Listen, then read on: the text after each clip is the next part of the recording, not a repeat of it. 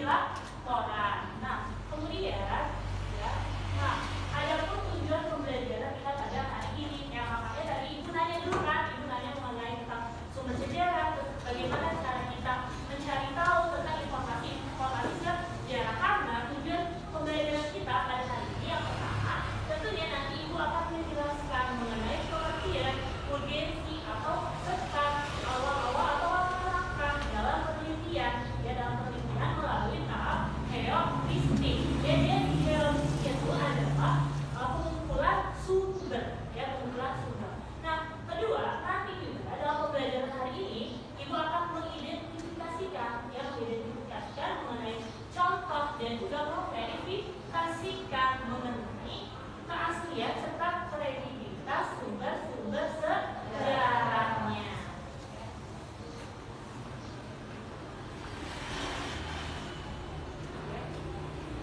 Ya, jadi ya kalau membicarakan mengenai penelitian sejarah, berarti kalau kita lihat ya di papan tulis, berarti merupakan mengkaji secara sistematis, ya ingat mengkaji secara sistematis mengenai apa? Mengenai peristiwa-peristiwa pada masa lalu, ya untuk apa? Mendapatkan pengarahan yang lebih benar, ya atau mencari kredibilitas suatu sumber. Makanya kalau kalian ingat ya pada minggu lalu kita kan sudah pernah membahas mengenai sumber-sumber sejarah. Ada yang masih ingat gak sih sumber-sumber sejarah itu dibagi menjadi yang 3 kategori? Apa aja sih? Ada yang masih ingat gak? Sumber-sumber sejarah berarti bahan informasi atau bahan sejarah. Biasanya tuh sejarah itu dapat kita ketahui melalui 3 cara. Secara apa aja sih, masih ingat gak? Secara lisan, terus benda sama visual, tulisan sama visual. Iya berarti ada apa aja?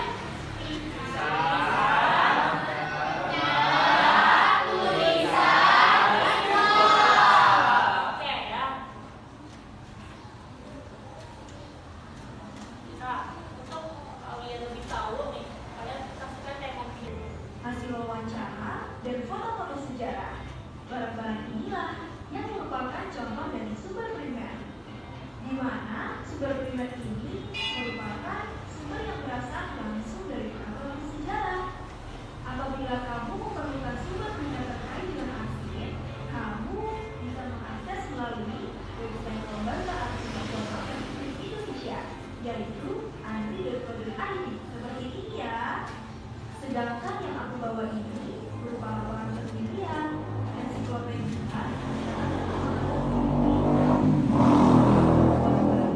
termasuk dari sumber sekunder loh. Sumber sekunder ini merupakan sumber yang berasal dari pihak yang bukan pelaku sejarah, melainkan pihak lain di luar para pelaku sejarah. Sebagai contohnya, misalnya nih, kamu ingin meneliti satu candi, kamu harus mengetahui latar belakang candi tersebut melalui laporan penelitian atau buku.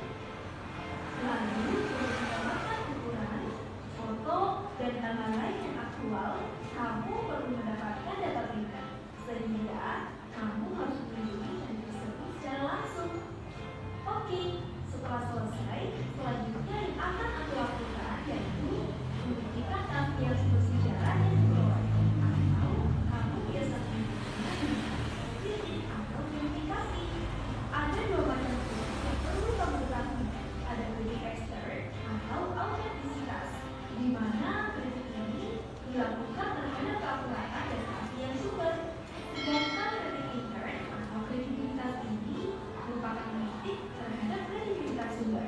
Langkah selanjutnya yaitu aku akan menganalisis sumber sejarah dengan menafsir dan memahami makna keterkaitan dari berbagai sumber sejarah. Apakah ada sebab akibatnya ataupun ada korelasinya dari sumber sejarah yang telah diverifikasi. Nah, metode penelitian sejarah ini bisa kamu sebut dengan interpretasi atau explain. Pada metode ini, peneliti dituntut untuk berimajinasi yang terbatas. Artinya, batasan di sini itu berupa fakta-fakta sejarah yang ada tidak boleh menyimpang. Sehingga peneliti harus sangat berhati-hati karena di sini sangat rentan bagi peneliti untuk memasukkan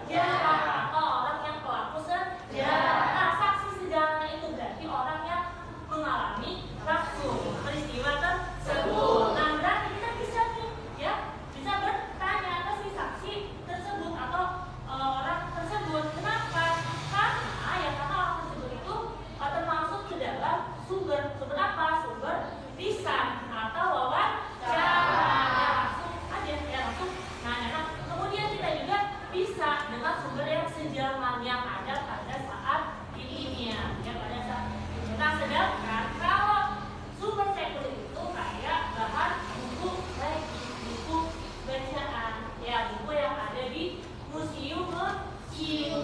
Nah, makanya dalam pendidikan sejarah wajib dicatatkan kedua sumber tersebut. Nah, selanjutnya ya udah pemilihan topik, terus juga udah pengumpulan sumber.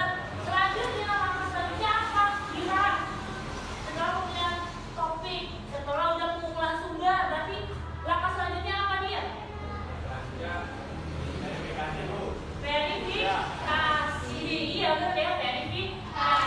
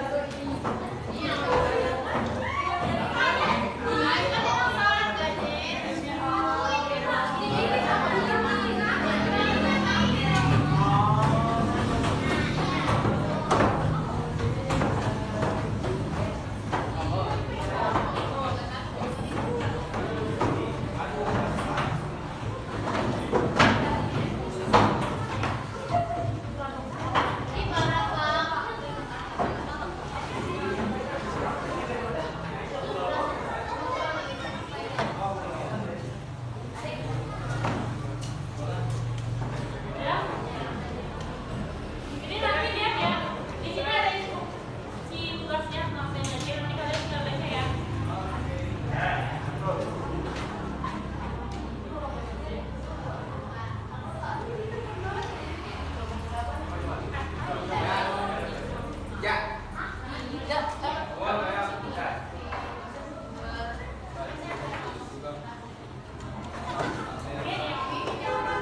Ambil dikerjain nanti kalian presentasi ke depan ya. Sebelum presentasi kalian siapin yel-yel. Yel-yel, oh iya. Bebas, temanya bebas. Ya, yel-yel. Bebas, bebas. Yel-yel. Bebas, temanya bebas.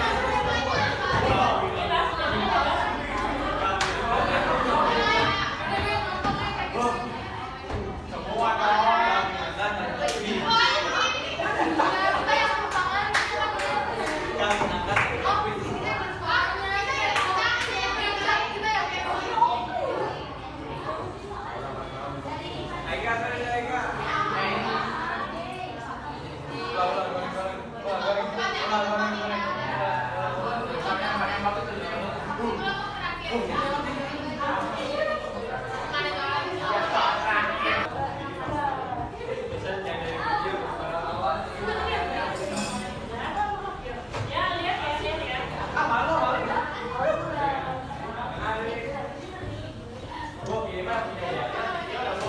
Kalau malu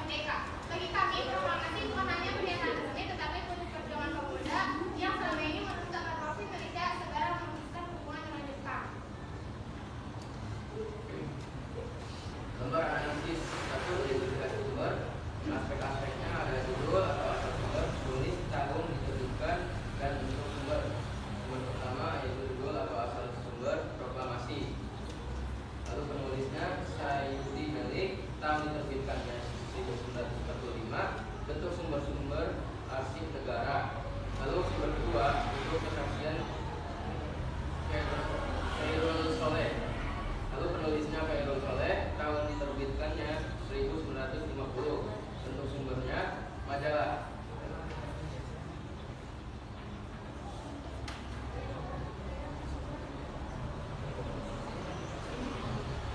Yang pertama ada aspek siapa penulis dan apa latar belakangnya. Sumber pertama Syuuti Melik, Ahmad Subarjo, Soekarno Hatta, dan Soekarno. Sumber kedua Khairul Soleh. Yang kedua, kapan sumber dibuat? Yaitu pada tahun 1945. Sumber kedua menyatakan 1950. Aspek ketiga, apa sumber ini autentik atau asli? Sumber pertama asli, yang kedua autentik.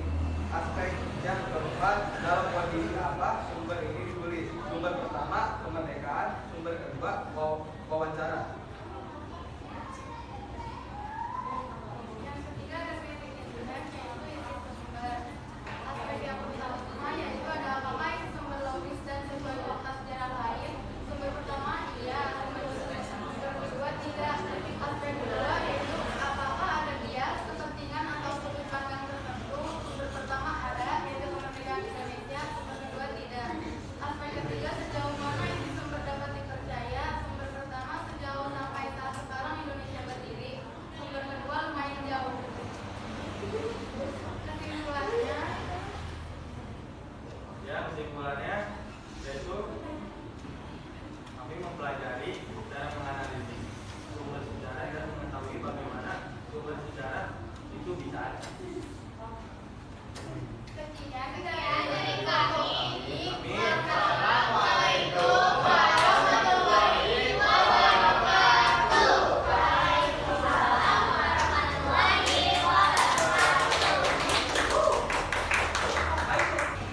Oke, tepuk tangan buat kita semua.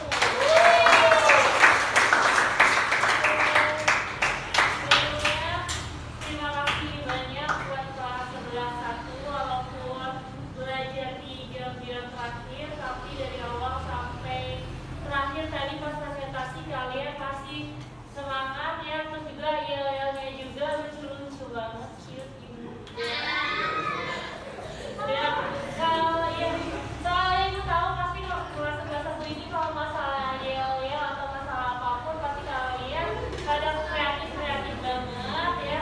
Terus juga ya tadi juga langsung dari presentasinya ya hampir keseluruhan dari kelompok 1, kelompok 2, kelompok 3 sampai kelompok akhir itu jawabannya itu hampir semuanya sama ya. Nah, hasil koreksi ibu juga kurang lebihnya sama kayak kalian. Nah, pada dasarnya atau kesimpulannya ya kalau kita amati dari sumber pertama itu tentang proklamasi ya, proklamasi itu kedua itu tentang hasil wawancara dari Khairul Soleh ya.